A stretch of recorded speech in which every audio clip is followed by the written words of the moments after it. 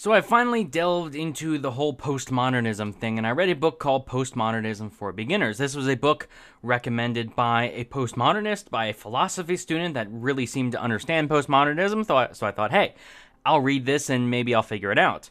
Now, from what I can tell, everyone, including this book, every person that I've ever heard talk about postmodernism from a left-wing philosophical perspective says it is incredibly difficult to understand. It's something that, for one, it's not a specific set of ideas. It's more of a bunch of people with similar ideas, so it's not like they really sat down and worked things out together. It's more of a term to refer to a group of people rather than just one.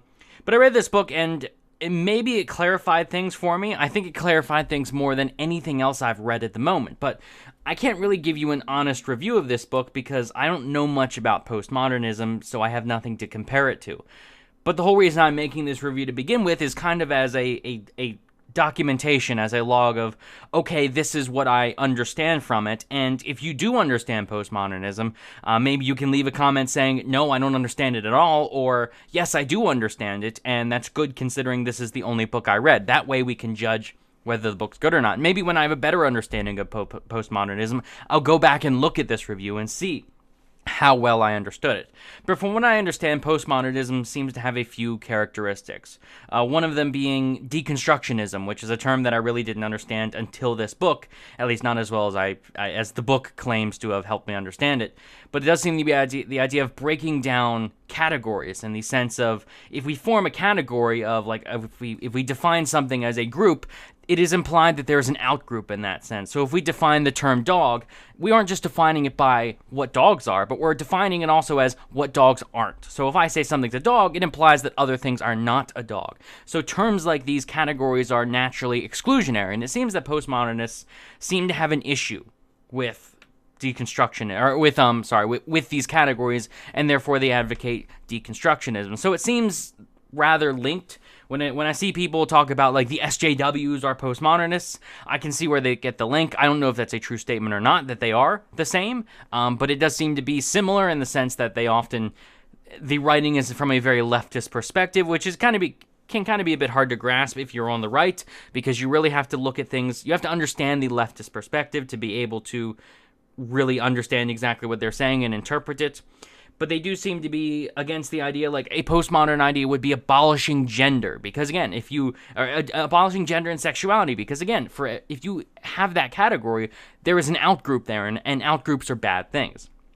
Postmodern architecture seems to be the merging of a bunch of different things together, so kind of the breaking down of barriers into everything together. So they gave an example of a lot of David Lynch's stuff, which I'll admit, before I knew what any of this was, I watched David Lynch's stuff. I'm not really a fan. It kind of makes me uncomfortable. It's not my cup of tea, honestly. But it seems like they gave example as David Lynch's stuff is postmodernist. The specific example they gave was Blue Velvet, the movie.